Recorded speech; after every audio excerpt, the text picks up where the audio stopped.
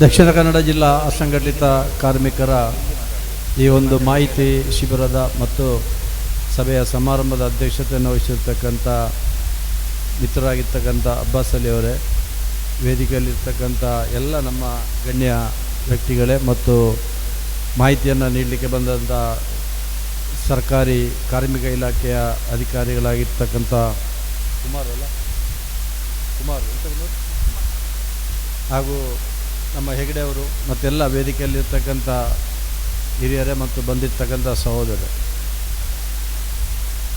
Block ಅಧ್ಯಕ್ಷರಾದಂಥ ರಮೇಶ್ ಸಹಿತ ಪಕ್ಷದ ಎಲ್ಲ ಮುಖಂಡರು, ಇಸ್ಮಾಯಿಲ್ ನಾಟಕಲ್ ಅವರು ಮತ್ತು ತಾವೆಲ್ಲ ವೇದಿಕೆಯಲ್ಲಿದ್ದೀರಿ. ಬಹುಶಃ ಒಂದು ಒಳ್ಳೆಯ ಕಾರ್ಯಕ್ರಮವನ್ನು ದಕ್ಷಿಣ ಕನ್ನಡ ಜಿಲ್ಲಾ ಅಸಂಘಟಿತ ಕಾಂಗ್ರೆಸ್ ಘಟಕದ ವತಿಯಿಂದ ಇಲ್ಲಿ ನಡೀತಾ ಇದೆ. ಬಹುಶಃ ಈ ಒಂದು ಹಾಲಿಗೆ ಬಂದಾಗ ಭಾಳ ಸಂತೋಷ ಆಯಿತು. ಸುಮಾರು 22 ವರ್ಷಗಳ ಹಿಂದೆ ಈ ಹಾಲಿನ ಒಂದು ನಿರ್ಮಾಣಕ್ಕೆ ಅಂದಿನ ನಮ್ಮ ಉಸ್ತಾದಾಗಿರ್ತಕ್ಕಂಥ ಅಬ್ಬಾಸ್ ಉಸ್ತಾದ್ ಅವರಿಗೆ ಕರ್ನಾಟಕ ರಾಜ್ಯ ವಕ್ಫ್ ಕೌನ್ಸಿಲಿನಿಂದ ಸಾಲವನ್ನು ಮಂಜೂರಾತಿ ಮಾಡಲಿಕ್ಕೆ ನಾನು ಆ ಸಂದರ್ಭದಲ್ಲಿ ವಕ್ಫಿನ ಸದಸ್ಯನಾಗಿ ಇದಕ್ಕೆ ಸಹಾಯ ಮಾಡಿದ್ದನ್ನು ಭಾಳ ಸಂತೋಷದಿಂದ ಸ್ಮರಿಸಿಕೊಂಡು ಇವತ್ತು ಉಸ್ತಾದ್ ಅವರು ನಮ್ಮ ಜೊತೆ ಇಲ್ಲ. ಈ ಒಂದು ಹಾಲು ಇಲ್ಲಿ ಇಂಥ ಕಾರ್ಯಕ್ರಮಗಳಿಗೆ ಅನುಕೂಲ ಆಗಿದೆ ಅಂತ ಹೇಳೋದು ಒಂದು ಸ್ವಾಗತಾರ್ಹವಾದಂಥ ವಿಷಯ. ರಾಜ್ಯ ವಕ್ಫ್ ಕೌನ್ಸಿಲ್ನ ಸದಸ್ಯನಾಗಿದ್ದಂಥ ಸಂದರ್ಭದಲ್ಲಿ ಇದಕ್ಕೆ ಸಾಲವನ್ನು ಮತ್ತು ಹಣವನ್ನು ಮಂಜೂರಾತಿ ಮಾಡಲಿಕ್ಕೆ ಅವತ್ತಿನ ವಕ್ಫ್ ಸಚಿವರಾದಂಥ ಇಂಡಸ್ಗೇರಿ ಅವರು ವಕ್ಫ್ ಸಚಿವರಾಗಿದ್ದರು, ಕಾರ್ಮಿಕ ಸಚಿವರಾಗಿದ್ದರು. ಆ ಸಂದರ್ಭದಲ್ಲಿ ನಾನು ಇಲ್ಲಿ ಬಂದಿದ್ದೇನೆ. ಬಹುಶಃ ಇವತ್ತು ಅಬ್ಬಾಸ್ ಅವರ ನೇತೃತ್ವದಲ್ಲಿ ನಮ್ಮ ಇಸ್ಮಾಯಿಲ್ ಅವರು ಯಾವತ್ತೂ ಕೂಡ ಕಾರ್ಮಿಕರ ಪರವಾಗಿ ಹೆಚ್ಚು ಆಸಕ್ತಿಯನ್ನು ವಹಿಸಿಕೊಂಡು ಕಾರ್ಮಿಕರಿಗೆ ಏನೇನು ಸವಲತ್ತುಗಳಿದೆ, ಯಾವ ರೀತಿ ಅದನ್ನು ಉಪಯೋಗಿಸ್ಕೊಳ್ಬೋದು ಅಂತ ಹೇಳ್ತಕ್ಕಂಥ ಮಾಹಿತಿಯನ್ನು ನೀಡ್ತಾ ಬಂದಿದ್ದಾರೆ. ಸುಳ್ಯದಲ್ಲಿ ಕೂಡ ಕಳೆದ 2 ತಿಂಗಳುಗಳ ಹಿಂದೆ ಅಲ್ಲಿ ಒಂದು ಒಳ್ಳೆಯ ಸಮಿತಿಯನ್ನು ರಚನೆ ಮಾಡಿ ಸುಳ್ಯ ಗ್ರಾಮದಲ್ಲಿ ಕೂಡ ಇವತ್ತು ಅಸಂಘಟಿತ ಕಾರ್ಮಿಕರನ್ನು ಸಂಘಟನೆ ಮಾಡುವುದರ ಮುಖಾಂತರ ಕಾರ್ಮಿಕರಿಗೆ ಸಹಾಯಹಸ್ತವನ್ನು ನೀಡುವುದರಲ್ಲಿ ಅಬ್ಬಾಸ್ ಅವರು ಮತ್ತು ಇಸ್ಮಾಯಿಲ್ ಅವರು ಮತ್ತು ಅವರ ಎಲ್ಲ ಜಿಲ್ಲೆಯ ತಂಡ ಯಶಸ್ವಿಯಾಗಿದೆ ಅಂತ ಹೇಳಲಿಕ್ಕೆ ಭಾಳ ಸಂತೋಷ ಆಗ್ತಾಯಿದೆ. ಇವತ್ತು ಕಾರ್ಮಿಕರು ಅವರು ದುಡಿಯತಕ್ಕಂಥ ಒಂದು ದುಡಿಮೆಯಿಂದಾಗಿ ಇವತ್ತು ನಮ್ಮ ರಾಜ್ಯ ಇರ್ಬೋದು, ದೇಶ ಇರ್ಬೋದು ಅತ್ಯಂತ ಸಂಪದ್ಭರಿತವಾಗಿದೆ. ಪ್ರತಿಯೊಂದು ಕ್ಷೇತ್ರದಲ್ಲೂ ಕೂಡ ಕಾರ್ಮಿಕರ ಚಟುವಟಿಕೆಗಳು ಮತ್ತು ಕಾರ್ಮಿಕರ ಪಾಲುದಾರಿಕೆ ಹೆಚ್ಚಾಗಿದೆ. ಕರೀಂ ಸಾಹೇಬರು ಇದ್ದಾರಲ್ಲ, ಸಾರಿ ನೋಡಲಿಲ್ಲ, ನಮ್ಮ ಹಿರಿಯ ನಾಯಕರಾದಂಥ NS ಕರೀಂ ಮೋನಕ್ಕ ಇದ್ದಾರೆ, ಸಾರಿ ಎಲ್ಲ ನಮ್ಮ ಹಿರಿಯ ನಾಯಕರು ಇದ್ದಾರೆ. ಮೋನು ಅವರು, ಕರೀಂ ಅವರೆಲ್ಲ ನಮ್ಮ ಜೊತೆಯಲ್ಲಿ ಕೆಲಸ ಮಾಡಿರ್ತಕ್ಕಂಥವ್ರು. ಬಹುಶಃ ಅಂಥ ಒಂದು ಕಾರ್ಮಿಕ ಜನರನ್ನು ಪ್ರೀತಿ ಮಾಡತಕ್ಕಂಥದ್ದು ಮತ್ತು ಅವರ ಆ ಕೆಲಸಕ್ಕೆ ತಕ್ಕದಂಥ ಕೂಲಿಯನ್ನು ಕೊಡ್ತಕ್ಕಂಥ ಕೆಲಸ ಇವತ್ತು ಎಲ್ಲರೂ ಮಾಡಬೇಕಾದಂಥ ಜವಾಬ್ದಾರಿ ಇದೆ. ಕಾರ್ಮಿಕರಿಂದಾಗಿ ಇವತ್ತು ಈ ದೇಶ, ಈ ಒಂದು ರಾಜ್ಯ ಮತ್ತು ಗ್ರಾಮ ಅಭಿವೃದ್ಧಿ ಆಗಲಿಕ್ಕೆ ದೊಡ್ಡ ಒಂದು ಕೊಡುಗೆ ಇದೆ. ಅದು ಯಾವುದೇ ರೀತಿ ಕಾರ್ಮಿಕ ಇರ್ಬೋದು.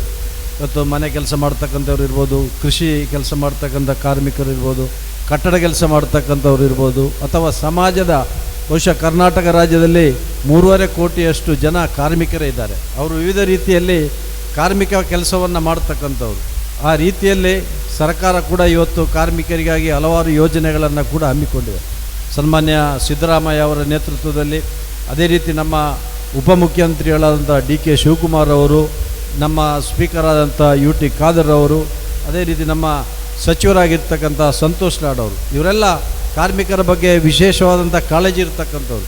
ಕಾರ್ಮಿಕರ ಕ್ಷೇಮ ಅಭಿವೃದ್ಧಿಗೆ, ಕಾರ್ಮಿಕರ ಸಮಸ್ಯೆಗಳಿಗೆ ಸ್ಪಂದನೆ ಮಾಡಿಕೊಂಡು ಕಾರ್ಮಿಕರು ಯಾವತ್ತೂ ಕೂಡ ಈ ರಾಜ್ಯದ ಮುಖ್ಯ ವಾಹಿನಿಯಲ್ಲಿದ್ದು ಜನರ ಸುಖ, ಅವರ ಕಷ್ಟಗಳಿಗೆ ಸ್ಪಂದನೆ ಮಾಡ್ತಕ್ಕಂಥ ರೀತಿಯಲ್ಲಿ ಸರ್ಕಾರ ಕೂಡ ಸ್ಪಂದಿಸ್ತಾ ಇದೆ. ನಮ್ಮ ಸ್ಪೀಕರ್ ಅವರು ಕೂಡ ಹಲವಾರು ರೀತಿಯಲ್ಲಿ ಕಾರ್ಮಿಕರ ಸಮಸ್ಯೆಗಳ ಬಗ್ಗೆ ಚರ್ಚೆ ಮಾಡುವುದನ್ನು ನಾನು ಕಂಡಿದ್ದೇನೆ. ನಾವು ಕೂಡ ವಿದ್ಯಾರ್ಥಿ ನಾಯಕರಾಗಿದ್ದಂಥ ಆ ಸಂದರ್ಭದಲ್ಲೇ ಹಲವಾರು ವಿದ್ಯಾರ್ಥಿ ಹೋರಾಟಗಳನ್ನು ಮಾಡುವಾಗ ಕಾರ್ಮಿಕರ ಸಮಸ್ಯೆಗಳು ಕೂಡ ನಮ್ಮ ಗಮನಕ್ಕೆ ಬಂದಿದೆ. ಕಾರ್ಮಿಕರು ಇವತ್ತು ನಮ್ಮ ದೇಶಕ್ಕೆ ಕೊಟ್ಟಂಥ ಕೊಡುಗೆಯನ್ನು ಯಾರಿಗೂ ಅಲ್ಲಗಳೆಯಲಿಕ್ಕೆ ಸಾಧ್ಯ ಇಲ್ಲ. ಪ್ರತಿಯೊಬ್ಬ ಕಾರ್ಮಿಕನ ಆ ಬೆವರಿನ ಅಂಶದಿಂದಾಗಿ ಇವತ್ತು ನಾವೆಲ್ಲ ಸಂಪದ್ಭರಿತವಾಗಿದೆ, ಇಡೀ ರಾಜ್ಯ ದೇಶ ಬೆಳವಣಿಗೆ ಆಗಿದೆ. ಈ ನಿಟ್ಟಿನಲ್ಲಿ ಕಾರ್ಮಿಕರಿಗೆ ಹಲವಾರು ಯೋಜನೆಗಳನ್ನು ಸರ್ಕಾರ ನೀಡಿದ್ದಾರೆ. ನಮ್ಮ ಅಧಿಕಾರಿಗಳು ಈಗಾಗಲೇ ಮಾಹಿತಿಯನ್ನು ನೀಡಿದ್ದಾರೆ. ಇನ್ನೂ ಕೂಡ ಹಲವಾರು ಮಾಹಿತಿಗಳು ಕೂಡ ನಿಮಗೆ ವೆಬ್ಸೈಟಲ್ಲಿ ಅಥವಾ ಕರಪತ್ರದ ಮುಖಾಂತರ ನಿಮಗೆ ತಿಳಿಯತಕ್ಕಂಥ ವ್ಯವಸ್ಥೆ ಆಗ್ತದೆ. ಇವತ್ತು ನಮ್ಮ ರಾಜ್ಯ ಸರ್ಕಾರದಲ್ಲಿ ಕೂಡ ಕನಿಷ್ಠ ವೇತನವನ್ನು ನಿರ್ಮಾಣ ಮಾಡತಕ್ಕಂಥ ನೀಡತಕ್ಕಂಥ ಒಂದು ಯೋಜನೆಯಲ್ಲಿ ಒಂದು ಸಲಹಾ ಸಮಿತಿ ಕಳೆದ ಹಲವಾರು ವರ್ಷಗಳಿಂದ ಸರ್ಕಾರಿ ಅಧಿಕಾರಿಗಳೇ ಅದಕ್ಕೆ ಅಧ್ಯಕ್ಷರಾಗಿದೆ. ಬಹುಶಃ ಮೊನ್ನೆ ಕಳೆದ 6 ತಿಂಗಳ ಹಿಂದೆ ನನ್ನನ್ನು ಸನ್ಮಾನ್ಯ ಮುಖ್ಯಮಂತ್ರಿಗಳು AICCಯ ಒಂದು ಸೂಚನೆ ಮೇರೆಗೆ ಬನ್ನಿ TS ಅವರು ನಿಮಗೆ ಸ್ವಾಗತ ಮಾಡ್ತೇನೆ. ಅದೇ ರೀತಿ ರಾಜ್ಯ ಸರ್ಕಾರ ನನ್ನನ್ನು ನೇಮಕ ಮಾಡಿ ನಮ್ಮ ರಾಜ್ಯದಲ್ಲಿರ್ತಕ್ಕಂಥ ಕಾರ್ಮಿಕರಿಗೆ ಬಹುಶಃ ಕರ್ನಾಟಕ ಮತ್ತು ದೆಹಲಿ ರಾಜ್ಯ ಹೆಚ್ಚು ಕನಿಷ್ಠ ವೇತನ ಕೊಡ್ತಕ್ಕಂಥ 2 ರಾಜ್ಯಗಳು. ಬಹುಶಃ ನಮ್ಮ ರಾಜ್ಯದಲ್ಲಿ ಕೂಡ ಸಚಿವರಾದಂಥ ಸಂತೋಷ್ ಲಾಡ್ ಅವರಿಗೆ ಕಾರ್ಮಿಕರ ಬಗ್ಗೆ ಅಪಾರವಾದಂಥ ಕಾಳಜಿ, ಕಾರ್ಮಿಕರ ಸಮಸ್ಯೆಗೆ ಸ್ಪಂದನೆ ಮಾಡತಕ್ಕಂಥ ರೀತಿ ನಮ್ಮ ಎಲ್ಲ ಅಧಿಕಾರಿಗಳಿಗೆ ಗೊತ್ತಿದೆ ಮತ್ತು ನಿಮಗೆಲ್ಲ ತಿಳಿದಿದೆ. ಆ ನಿಟ್ಟಿನಲ್ಲಿ ಕನಿಷ್ಠ ವೇತನವನ್ನು ಪರಿಷ್ಕರಣೆ ಮಾಡತಕ್ಕಂಥ ಕಾಲಕಾಲಕ್ಕೆ ಬೇರೆ ಬೇರೆ ರೀತಿಯ ಕೆಲಸಗಾರರಿಗೆ ಅವರ ಕನಿಷ್ಠ ವೇತನ ಎಷ್ಟು ಕೊಡಬೇಕು ಅಂತೇಳಿ ನಿರ್ಣಯ ಮಾಡತಕ್ಕಂಥ ಒಂದು ಸಮಿತಿಯ ಅಧ್ಯಕ್ಷನಾಗಿ ನಾನಿದ್ದೇನೆ. ಬಹುಶಃ ಈ ಸಮಿತಿಯಲ್ಲಿ ರಾಜ್ಯದ 9 ಮಂದಿ ಹಿರಿಯ ಅಧಿಕಾರಿಗಳು ಮತ್ತು 9 ಮಂದಿ ಕಾರ್ಮಿಕ ವಿವಿಧ ಘಟಕಗಳ ರಾಜ್ಯ ಪದಾಧಿಕಾರಿಗಳು ಮತ್ತು ವಿವಿಧ ಉದ್ದಿಮೆಗಳ 9 ಮಂದಿ ಪದಾಧಿಕಾರಿಗಳು ಇರ್ತಾರೆ.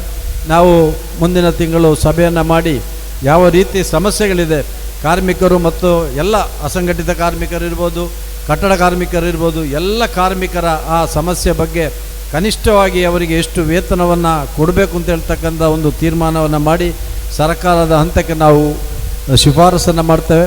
ಸರ್ಕಾರ ಅದನ್ನು ತಿರಸ್ಕಾರ ಮಾಡ್ಬೋದು ಅಥವಾ ಪುರಸ್ಕಾರ ಮಾಡ್ಬೋದು. ಪರಿಶೀಲನೆ ಮಾಡಿ ಯಾರಿಗೂ ತೊಂದರೆ ಆಗದ ರೀತಿಯಲ್ಲಿ ಅದನ್ನು ಮುಂದುವರಿಸಿಕೊಂಡು ಹೋಗ್ತಕ್ಕಂಥ ಕೆಲಸ ಆಗ್ತದೆ.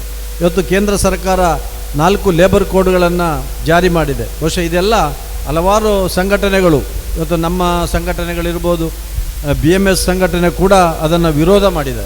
ಸರ್ಕಾರ ಇವತ್ತು ನಮ್ಮ ಏನು ಕಾರ್ಮಿಕರಿದ್ದಾರೆ, ಕಾರ್ಮಿಕರಿಗೆ ಒಂದು ಹೋರಾಟ ಮಾಡತಕ್ಕಂಥ ಹಕ್ಕನ್ನು ಕೂಡ ಕಸಿಯತಕ್ಕಂಥ ಕೆಲಸವನ್ನು ಮಾಡ್ತಾ ಇದ್ದಾರೆ.